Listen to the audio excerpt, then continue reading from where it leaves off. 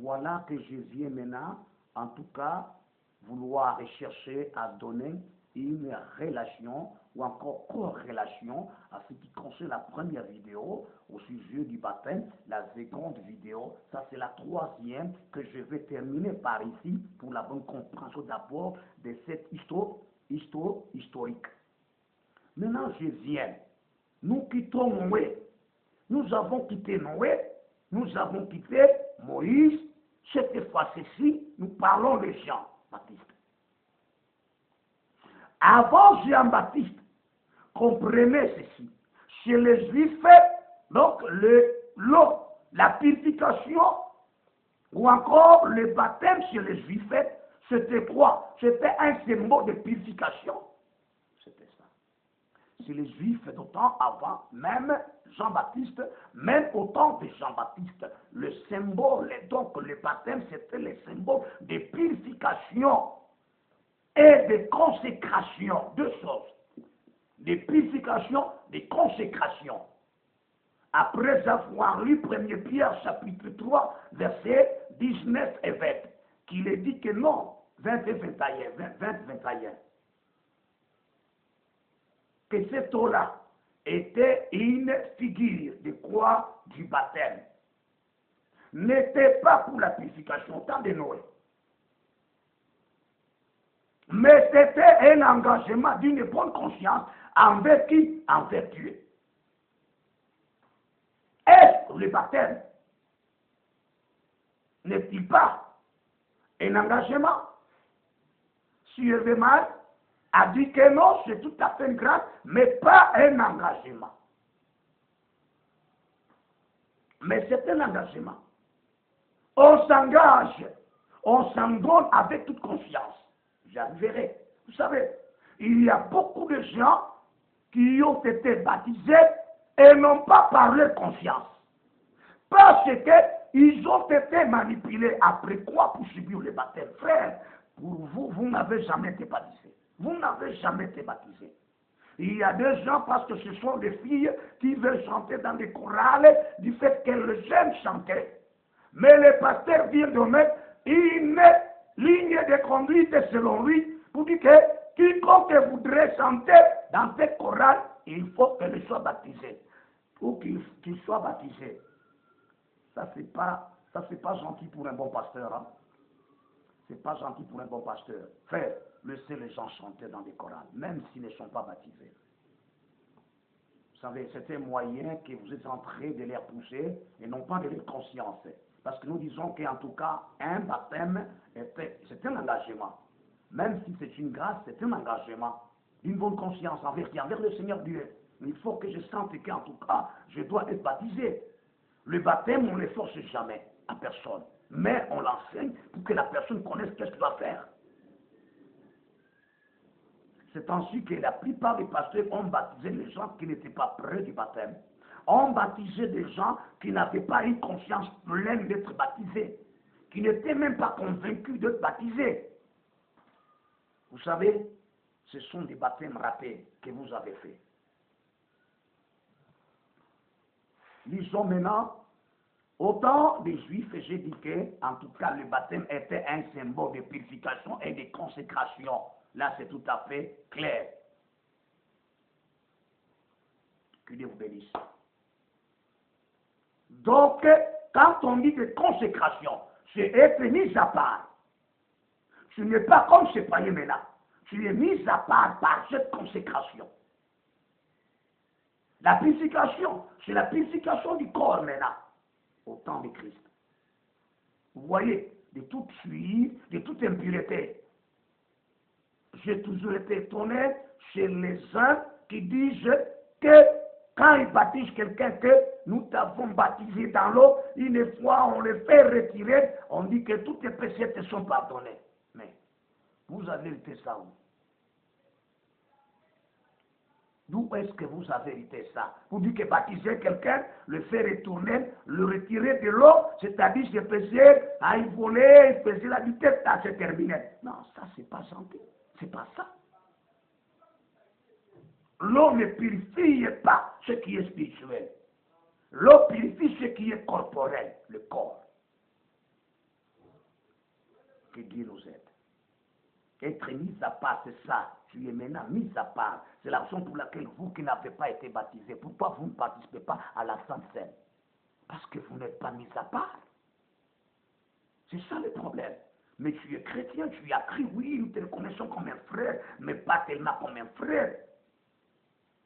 Tu n'es pas encore rentré, où c'est? Dans l'Assemblée. Tu n'es pas un membre de l'Assemblée universelle. Non. Tu es un frère de l'Assemblée locale. Tu n'es pas encore mis à part. Tu es une sœur, une maman. Tu n'es pas encore mise à part. C'est ça qu'on sait. Être con, la consécration très nécessaire. Que Dieu vous aide. Que Dieu vous aide à me comprendre. Disons maintenant autant de gens. Jean est venu. Dieu lui donne une mission. Donc sa mission de Jean, c'était travailler, ramener les enfants vers le Père et le Père vers les enfants, et qu'il fasse la continuité de cette prophétie de l'Ancien Testament. Pour préparer un peuple disposé, pour aménager tout ce qui a été comme des petites montées, pour aménager tout ce qui est comme des vallées. Sa mission, baptiser les gens. C'est quoi? C'est ce qu'on appelle le baptême de Jean, c'est le baptême de la repentance. D'accord. Tous les peuples d'Israël et tous les peuples qui étaient aux alentours, ils devraient venir se faire baptiser à Jean-Baptiste. Même les élites israélites, même le rabbin, même le scribe, même les pharisiens, devraient venir se faire baptiser. Alléluia. C'est ça ce qui est là. Lors du ministère de Jean-Baptiste, c'est de là que vient même le surnom pour que nous disions Baptiste. Jean-Baptiste, son nom était Jean. Le surnom de Baptiste, c'est parce que son travail, sa mission, son rôle, son œuvre, c'était baptiser, préparer un peuple, en tout cas, dispo de la part de Dieu, du Seigneur qui devait venir. Donc le baptême des gens, c'est le baptême de la repentance de toutes les nations, de tous les peuples. J'aimerais que nous lisions quand même, si vous savez que d'où est-ce que Jean-Baptiste a reçu cette mission de Dieu. Lisons quand même Marc chapitre 11, verset 30 et 31. Marc chapitre 11, verset 30 et 31. Si vous ne comprenez pas, vous aurez des problèmes vous-même là où vous êtes. Commencez par l'historique de l'Ancien Testament, jusqu'à même au Nouveau Testament. Je dis que Marc chapitre 11, verset 30 et 31. Il est dit ceci dans la Bible. Le baptême de Jean venait du ciel ou des hommes? C'est la question de Jésus. Est-ce le baptême de Jean venait du ciel ou des hommes? Répondez-moi. C'est Jésus avec les interlocuteurs qui sont le scribe, le pharisien. 31. Mais ils raisonnèrent ainsi entre eux. Si nous répondons du ciel, il dira pourquoi donc n'avez-vous pas cru en lui, en Jean, pas en Jésus, en Jean.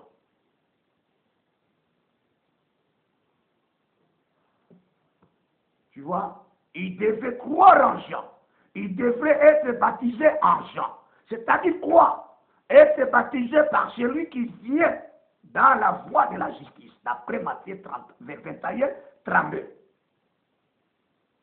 Vous n'avez pas cru, vous les pharisiens. Vous ne vous faites pas baptiser. Vous n'êtes pas parti vous faire baptiser par Jean.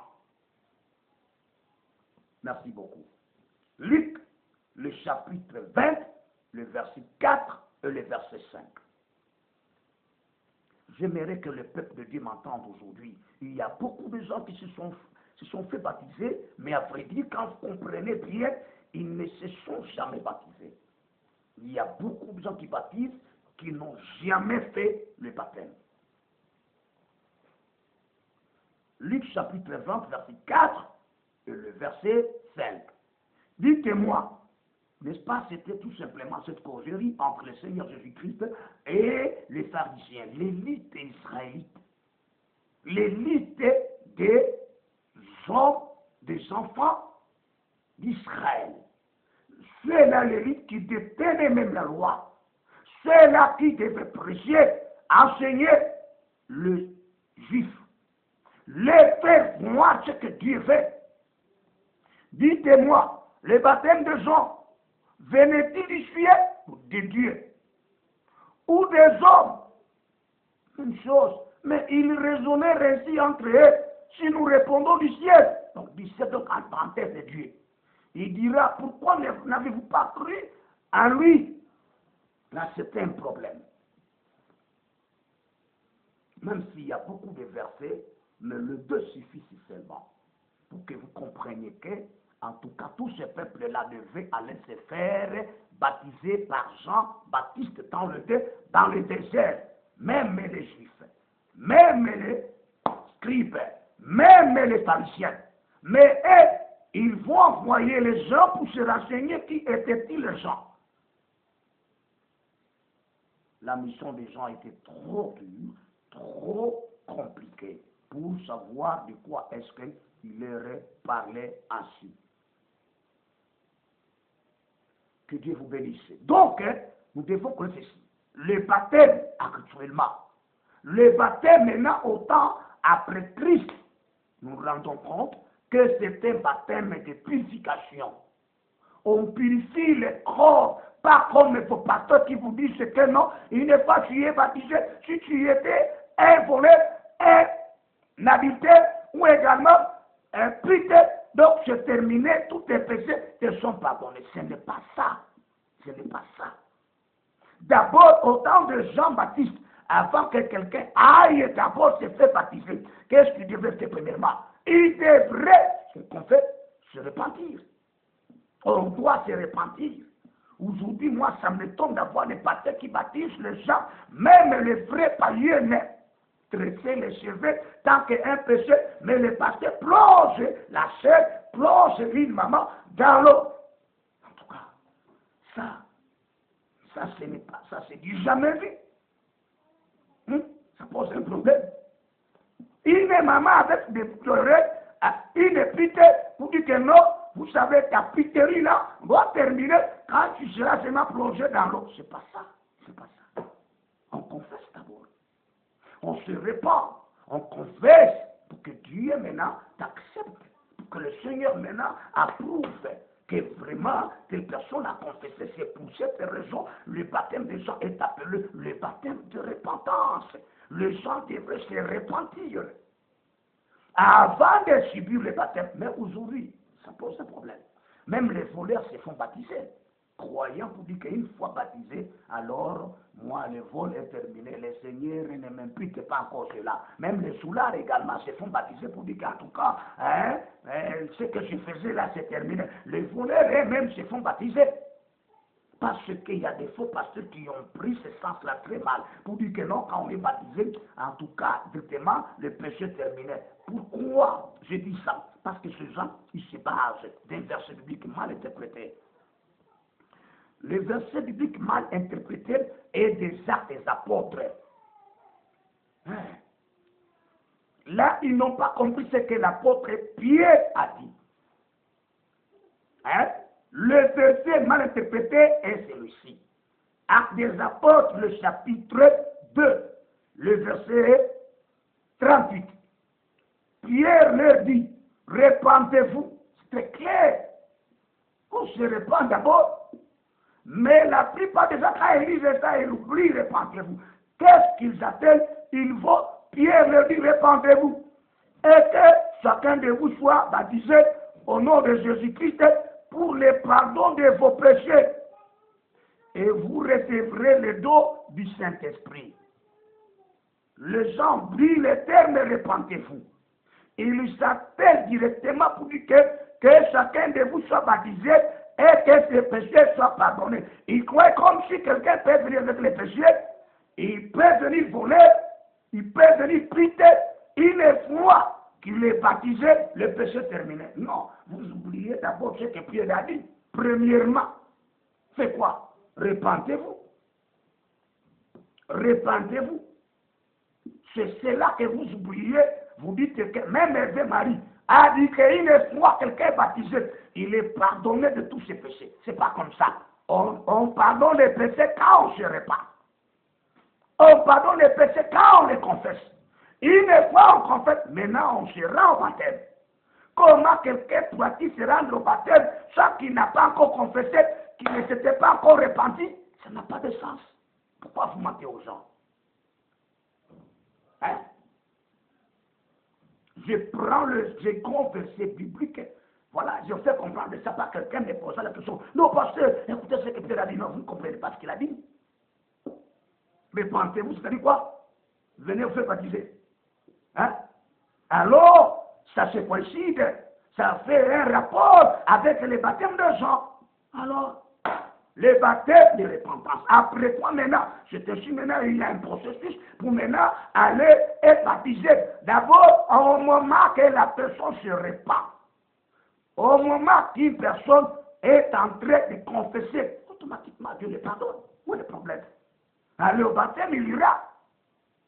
Prenons Matthieu, acte là, chapitre 3, le verset 19. Repentez-vous donc et convertissez-vous. Mais la conversion peut venir après même le baptême. C'est clair. Vous comprenez? Repentez-vous donc et convertissez-vous pour que vos péchés soient effacés. À ton avis, quand est-ce que le péché est effacé? Est-ce que le péché sera-t-il effacé quand seulement la personne est baptisée? Non. Le péché s'efface automatiquement quand la personne confesse. Donc la confession ou encore quand la personne se repente, une fois que la personne se repente, avant même qu'elle ait subi le baptême, automatiquement le péché est effacé. Beaucoup de pasteurs nous prêchent quand même des choses qui ne sont plus correctes. Nous disons que non, écoutez, si vous êtes un pécheur une fois, je te plonge dans l'eau, tes péchés te sont pardonnés. C'est pas ça. D'où est-ce que vous direz ça? D'où? Le baptême d'eau. Le baptême d'eau est là pour la purification du corps. Et non pas pour la purification sur le plan mental, spirituel ou de l'âme. Non. Merci beaucoup. Je prends qu'un seul verset, pas prendre beaucoup de versets. Beaucoup de versets, vous n'allez pas comprendre ça. La purification, le baptême d'eau, quand on plonge quelqu'un, c'est pour nécessairement d'abord, c'est tout à fait l'une des caractéristiques que je viens de vous citer, c'est pour la purification du corps. Hébreux chapitre 10, verset 22. Je prends que ceci seulement pour ne plus vous compliquer. C'est la raison pour laquelle le Seigneur Dieu l'a combiné en Jean le chapitre 5, le chapitre 3, les versets 20, les versets, le verset 25 là. 3 versets. On en a parlé. D'abord, prenons Hébreux, parce que je vais citer. Hein? Beaucoup d'hommes de Dieu, en tout cas, vous avez vu beaucoup de gens heureux. Ils se croient, c'est pourquoi vous voyez les gens qui, en réalité, ont été promis pour dire qu'une fois plongé dans l'eau, tu es pardonné. Après avoir quitté de l'eau, ils commencent encore à faire des bêtises. Donc il n'y a rien. C'est vous qui leur avez menti. Vous ne leur avez pas dit la vérité. Hébreux 10, 22. Approchons-nous avec un cœur sincère, dans la plénitude de la foi, le cœur purifié. Comprenez? On commence par le cœur qui est de l'intérieur de l'esprit, de l'âme. Le cœur purifié d'une mauvaise conscience. Souvenez-vous du premier Jean, le premier Pierre, le chapitre 3, verset 21. Un engagement d'une bonne conscience d'abord, avant qu'on soit baptisé. Le cœur purifié d'une mauvaise conscience. Et le corps lavé d'une eau pure. C'est ça. C'est le corps qui doit subir une purification de manière à ce que nous vivions. Que Dieu vous bénisse. Alléluia. Je pense que le peuple quand même a entendu pour ne pas avancer beaucoup des versets bibliques, sinon ça va être compliqué. Quand vous constatez que le Seigneur Jésus a combiné ça en Jean 3 là-bas, qu'il a dit, je commence d'abord verset 5. J'aime ça. Jésus répondit, en vérité, je te l'ai dit, si un homme n'est né de nouveau, si un homme n'est né d'eau et d'esprit, il ne peut entrer dans le royaume de Dieu. Frère, Hervé Marie, non, il s'est compliqué lui-même. Vous avez dit non, une fois quelqu'un est plongé dans l'eau, alors ses péchés sont pardonnés. Non, non, non, c'est pas comme ça. Il dit que la nouvelle naissance ne sauve pas, c'est le baptême qui sauve. Non, non, non, non, non, non, non, non.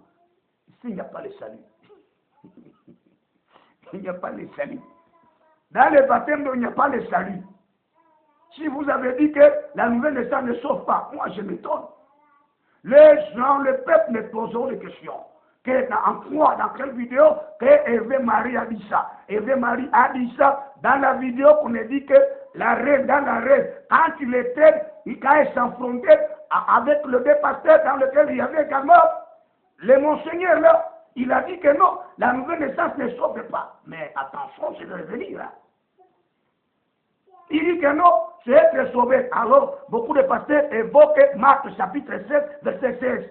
Écoutez, si vous ne comprenez pas les choses, écoutez, demandez le Saint-Esprit de vous aider. Que quiconque sera baptisé sera sauvé. Mais quel baptême que Christ a là? Ce n'est pas le baptême d'eau. C'est le baptême du Saint-Esprit, pas d'eau. Même beaucoup de pasteurs disent ça. Quiconque seulement sera baptisé sera sauvé. Frère, quand on te baptise dans l'eau, tu n'es pas sauvé. C'est pas ça. C'est quand on est baptisé spirituellement. Là, tu es sauvé. Que le Seigneur, en tout cas, nous aide. Que le Seigneur nous appelle encore à son œuvre pour que nous puissions travailler. Parce que la plupart se disent que non, une fois plongé dans l'eau, automatiquement le péché est terminé. C'est pas comme ça. N'oubliez jamais Hébreux 10, 22. Hein? Vous savez, le corps lavé dans une eau pure. Quelle est cette eau? C'est l'eau du baptême. C'est ça. Mais dis-moi maintenant, toi, je dis que c'est les juifs. Donc, j'ai lavé, j'ai baptisé dans l'eau là-bas. C'était une purification et quoi? Une consécration. Consécration mise à part. Mise à part, ce n'est pas dit que j'ai sauvé. Purifié, donc, c'est ainsi même. Au temps de Jésus, il y avait même des gens. Il se levait une discussion entre les disciples de Jean avec certains pharisiens. Parce qu'au sujet de ce baptême, de se plonger dans l'eau, le baptême de se plonger dans l'eau, c'était un moyen de purification. On purifiait quoi? Pas le péché, on purifiait les souillures.